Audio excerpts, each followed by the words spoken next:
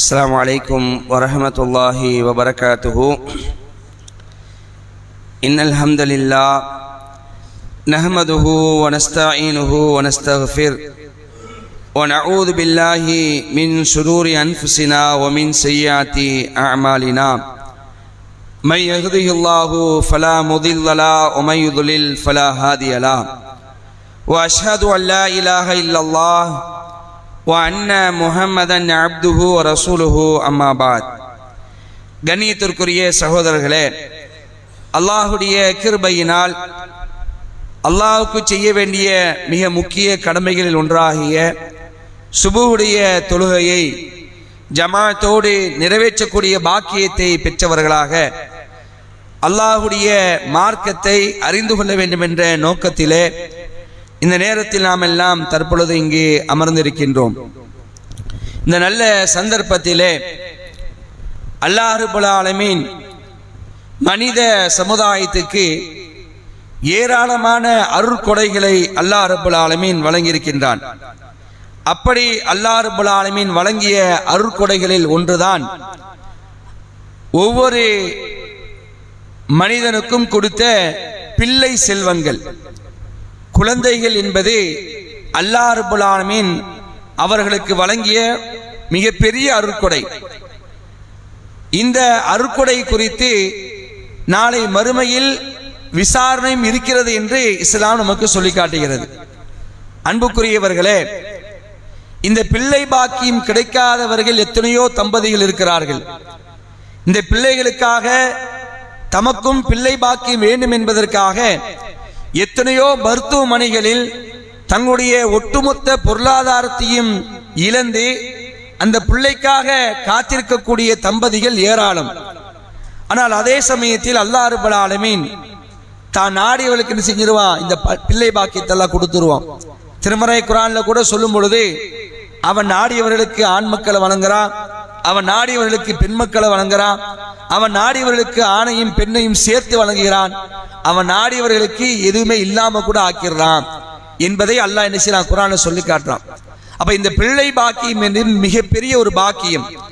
அப்படிப்பட்ட அந்த பிள்ளை செல்வங்களை ஒவ்வொரு பெற்றோரும் எப்படி வளர்க்க வேண்டும் என்பதில் ரொம்ப கண்ணும் கருத்துமாக இருக்க வேண்டும்.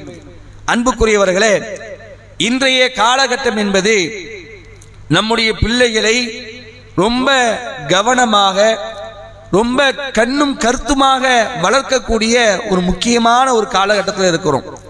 ஏன்னா இன்னைக்கு பார்த்தீங்கன்னு சொன்னா நம்ம பிள்ளைகளை நாம் வெளியே விடுறோம், பள்ளிக்கூடத்துக்கு விடுறோம், கல்லூரிகளுக்கு அனுப்புறோம். சில நேரங்களில் வெளியே அனுப்பக்கூடிய நேரத்தில் அந்த வெளியே இருக்கக்கூடிய சூழல் இருக்கா இல்லையா, அந்த சூழல் அவனை மாற்றி விடுகிறது. அப்ப நாம் நம்முடைய பிள்ளைகளை பள்ளிக்கூடத்துக்கு அனுப்பும் பொழுது அங்க பள்ளிக்கூடத்துல அங்க என்ன போதிக்கப்படுகிறது, கல்லூரியில் அனுப்பும் பொழுது அந்த கல்லூரியில் அவன் யார் கூட சேர்றான் என்பதை அவனுடைய ஒவ்வொரு அங்க அசைவையும் வாட்சி பண்ணக்கூடிய ஒரு நிலையில நாம இன்னைக்கு இருக்கிறோம். அன்புக்குரியவர்களே, பள்ளிக்கூடங்களுக்கு நம்முடைய பிள்ளைகளை நாம் அனுப்புகிறோம். அந்த பள்ளிக்கூடங்கள்ல ஒழுக்கத்தை கற்றுக் கொடுப்பார்கள், நல்ல போதனைகளை கற்றுக் கொடுப்பார்கள் என்றுதான் நாம் அனுப்புகிறோம். ஆனால் இன்றைய நிலை என்ன தெரியுமா, அந்த ஒழுக்கத்தை கற்றுக் கொடுக்கக்கூடிய பள்ளிக்கூடங்களே பிள்ளைகளுடைய மனசுல அந்த பிஞ்சு உள்ளத்துல நஞ்சை விதைக்கக்கூடிய சில காரியங்கள்லாம் நடந்தேறக்கூடிய காட்சிகளை நம்ம பார்க்கலாம். சமீபத்துல ஒரு நிகழ்வு சமூக வலைதளங்கள்ல அந்த வீடியோ ரொம்ப வைரலாச்சு.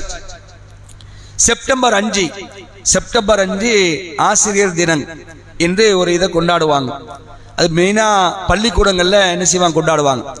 இதற்காக பிரத்யேகமாக சில பள்ளிக்கூடங்கள்ல நிகழ்ச்சியெல்லாம் வச்சு என்ன செய்வாங்க, அது ஒரு ஃபங்க்ஷன் மாதிரி வைப்பாங்க. அப்படி ஒரு பள்ளிக்கூடத்துல உத்தரப்பிரதேசத்துல ஒரு பள்ளிக்கூடத்துல இது மாதிரி ஆசிரியர் தின நிகழ்ச்சியில ஒரு ஃபங்க்ஷன் வைக்கிறாங்க. அந்த நிகழ்ச்சியில என்ன நடக்குது தெரியுமா அன்புக்குரியவர்களை, இந்த அளவுக்கு தரம் தாழ்ந்து விட்டார்களா என்று சொல்லக்கூடிய அளவுக்கு அந்த சம்பவம் நடந்தேறி இருக்கிறது. சிறு பிள்ளைகள் 5ஆம் வகுப்பு 6ஆம் வகுப்பு படிக்கக்கூடிய பிள்ளைகளை வச்சு சினிமா பாட்டுக்கு என்ன செய்யறாங்க, நடனமான வைக்கிறாங்க.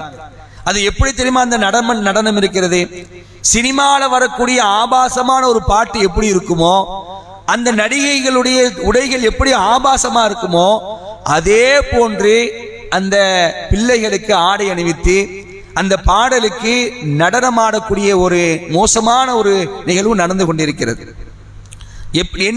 எங்க போயிட்டு இருக்கு பாருங்க அன்புக்குரியவர்களே. பள்ளிக்கூடத்துக்கு நாம் அனுப்பும் பொழுது அந்த பள்ளிக்கூடத்தில் ஆசிரியர்கள் ஒழுக்கத்தை போதிக்க வேண்டும். அந்த பிள்ளைகளுக்கு எப்படி ஒழுக்கமாக வாழ வேண்டும் என்பதை கற்றுக் கொடுக்க வேண்டும். அப்படி கற்றுக் கொடுக்கக்கூடிய பள்ளிக்கூடங்களே இன்னைக்கு சில ஃபங்க்ஷன் என்ற பெயர் என்ன பண்றாங்க, சினிமாவை கொண்டு உள்ள நுழைக்கிறாங்க. இது சர்வசாதாரணமா எல்லா பள்ளிக்கூடமும் நடக்கும். ஒரு ஆனுவல் ஃபங்க்ஷன் வந்துச்சுன்னா, ஒரு ஸ்போர்ட்ஸ் மீட்டிங் ஒன்று வந்துச்சுன்னா, ஒரு ப்ரோக்ராம் வந்துச்சுன்னா என்ன செய்யறாங்க, பிள்ளைங்களை வச்சு அந்த மாணவிகளை வச்சு ப்ரோக்ராம் நடத்துறாங்க. அதுல சினிமாவை நுழைக்கிறாங்க. அன்புக்குரியவர்களே, சினிமாவுடைய சாயல் நம்ம இடத்துல வரலாமா? சினிமா எவ்வளவு பெரிய ஒரு மோசமான ஒரு இண்டஸ்ட்ரி என்பதை சமீப காலத்தில் செய்து நிரூபணம் ஆகி கொண்டிருக்கிறது. கேரளால நீங்க பார்க்கலாம், சினிமா இண்டஸ்ட்ரி நாரி போய் கிடக்கு. ஒவ்வொரு நடிகை செய்யறாங்க, ஒவ்வொருத்தரும் மேல பாலியல் புகார் சொல்லக்கூடிய காட்சியை பார்க்கலாம். அங்க மட்டும் இல்ல, கன்னடாலையும் அதான் நிலை, தெலுங்குலயும் அதான் நிலை, தமிழ்லயும் அதான் நிலை. என்ன செய்யறாங்க? இப்படி அந்த சினிமா இண்டஸ்ட்ரியே ஒரு மோசமான ஒரு கலாச்சாரத்துக்கு முன்னுதாரணமாக அது இருந்து கொண்டிருக்கிறது. அதை கொண்டு வளரக்கூடிய பிள்ளைகளுடைய உள்ளத்துல நுழைக்கலாமா? என்ன ஆகும்? இந்த பாட்டுக்கு டான்ஸ் ஆட வைக்கிறாங்களே இல்லையா, இதை சொல்லிக் கொடுக்கக்கூடிய ஆசிரியர் இருப்பாங்களே இல்லையா, சொல்லிக் கொடுப்பாங்க. அந்த பெண் பிள்ளைக்கு என்ன செய்வாங்க, இந்த ஸ்டெப் இப்படி பண்ணணும், அந்த ஸ்டெப் இப்படி பண்ணணும், இப்படி நீ வளையணும், இப்படி நிலையணும் சொல்லும் பொழுது ஒரு அந்நிய ஆணா இருக்கக்கூடிய உள்ளத்தில் என்ன வரும்? சமீபத்தில் கூட பார்த்தோம், என்சிசிங்கிற பேர்ல பாலியல் வன்கொடுமை நடந்திருக்கக்கூடிய நம்முடைய தமிழ்நாட்டில் என்சிசியில அந்த மாணவிகளை என்ன செய்யறாங்க, தவறாக ஒரு நிலைக்கு கொண்டு போயிருக்கிறாங்க. வெளியே வருது பார்க்கிறோம். அப்போ சாதாரண ஒரு என்சிசி ஒரு விஷயத்திலேயே இது மாதிரி ஒரு நிலை வருதுன்னு சொன்னா, இது மாதிரி வல்கரான அசிங்கமான ஆபாசமான ஒரு செயலை கற்றுக் கொடுக்கக்கூடிய நேரத்தில் என்னெல்லாம் நடக்கும்? அப்ப இதெல்லாம் நாம் என்ன செய்யணும், ரொம்ப கவனமாக நாம் இருக்க வேண்டும். இப்ப நாம படிக்க வைக்கிற ஸ்கூல்ல, அந்த ஸ்கூல்ல ஒரு ப்ரோக்ராம் வருது, அங்க என்ன செய்யறாங்க, உங்க பிள்ளைய நாங்க இந்த ப்ரோக்ராம்ல கலக்க வைக்க போறோம் அப்படிங்க. என்ன ப்ரோக்ராம் கேட்கணும், எது மாதிரியான ப்ரோக்ராம், ஆம்பளை பிள்ளைங்களும் பொம்பளை பிள்ளைங்க சேர்ந்து டான்ஸ் ஆடுற ப்ரோக்ராம அதுல எங்களுடைய பிள்ளைகளை சேர்க்காதுன்னு சொல்லணும். நாம என்ன செஞ்சிடறோம், இன்னைக்கு அது சர்வசாதாரணம். அதனுடைய விளைவு என்னது? எப்படி சினிமால ஒரு மோசமான காட்சி நடக்குமோ அதே போன்று என்ன செய்யறாங்க, உண்மை வாழ்க்கையில பிள்ளைகளுடைய அந்த நிகழ்ச்சிகள்ல கொண்டு வராங்க சொன்னா, அப்ப இது மாதிரியான ஒரு நிகழ்வுகள்ல பெற்றோர்கள் என்ன செய்யணும், ரொம்ப கண்ணும் கருத்துமாக இருப்பதற்கு நாம் கடமைப்பட்டிருக்கின்றோம். அன்புக்குரியவர்களே, இஸ்லாம் பெற்றோர்களுக்கு மிக முக்கியமான அறிவுரைகளை சொல்லி காட்டுகிறது. நீங்க பிள்ளையை பெற்றெடுப்பது பெரிய விஷயம் அல்ல. இந்த பிள்ளைகளை ஒழுக்க சீலர்களாக வளர்க்க வேண்டும், ஒழுக்க சிகான்மணிகளாக வளர்க்க வேண்டும். அதற்கு நீ என்ன செய்யணும், ஆரம்பத்திலேயே அந்த குழந்தைகளுக்கு ஒழுக்கத்தை போதிக்க வேண்டும். நபிகள் நாயகம் ஸல்லல்லாஹு அலைஹி அவர்கள் சொன்னார்கள், குல்லுக்கும் ராயின் வ குல்லுக்கும் மஸ்ஊல் அர் ரஅயதி. உங்களில் ஒவ்வொருவருமே பொறுப்புதாரிகளே. உங்களுடைய பொறுப்புக்குட்பட்ட விஷயங்கள் குறித்து நீங்கள் நாளை மறுமையில் இறைவனால் விசாரிக்கப்படுவீர்கள். ஒரு ஆட்சி தலைவன் தன்னுடைய குடிமக்கள் குறித்து விசாரிக்கப்படுவான். அவனுடைய பொறுப்புக்குட்பட்ட விஷயங்கள் குறித்து மறுமையில் விசாரிக்கப்படுவான்.